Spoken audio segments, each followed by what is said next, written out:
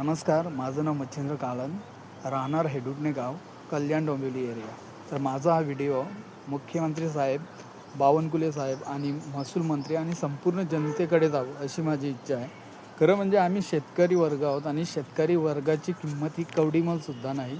कारण प्रत्येक ठिकाणी भ्रष्टाचार आहे आणि याचं उदाहरण जेव्हा आम्ही सातबारे, फेरफार काढायला शासकीय कार्यालयामध्ये जातो तेव्हा याही एक बोलतो ना तक्रार बॉक्ससुद्धा आता ओपन केलं आहे, ऑनलाईन केलं आहे, परंतु त्याची किंमत घेतली जात नाही.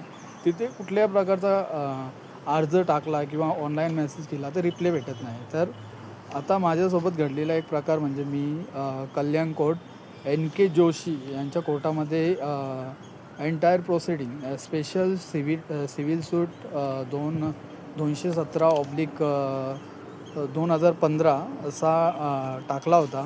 तर 1 महिन्यापासून यामध्ये मी प्रत्येक हप्त्याला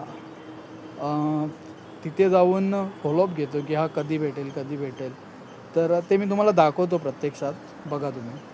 तर ही ती पावती आहे 23/3/2026 रोजी मी फाडली होती एंटायर प्रोसिडिंगसाठी, पूर्ण फाईलसाठी.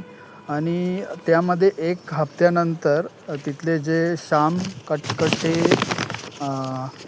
आहेत, त्यांचा नंबर आहे, त्यांनी मला नंबर दिला. ते बोलायला लागले की तू मला फॉलोअप नको घेऊ, तुम्हाला व्हॉट्सअप कर, मला फाईल मिळाली की मी तुला देतो.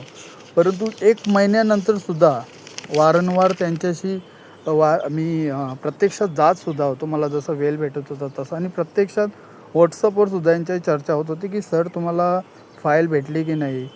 मी त्यांना अक्षरशः म्हणजे फॉलोअप घेत होता. आणि नंतर 1 महिन्यानंतर ते बोलायला लागले की 9K आणि ओके, म्हणजे यांना 9,000 रुपये पाहिजे होते. 9,000 रुपये दे तेव्हा तुझी फाईल भेटेल.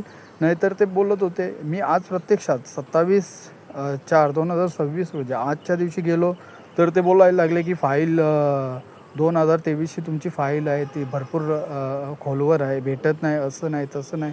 आणि या फ्रायडेला गेलो तेव्हा मॅडम बोलल्या की फाईल आहे.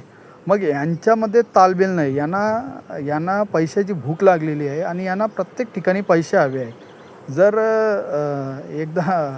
जर आणि मी हे माझ्याकडे प्रूफ आहे, माझ्याकडे व्हॉट्सअपला त्याने पाठवलेलं आहे आणि मी ते व्हॉट्सअपसुद्धा अटॅच करत आहे. तर याच्यावर कारवाई व्हावी आणि मला माझी फाईल मिळावी अशी विनंती करतो मी शासनाकडे. धन्यवाद.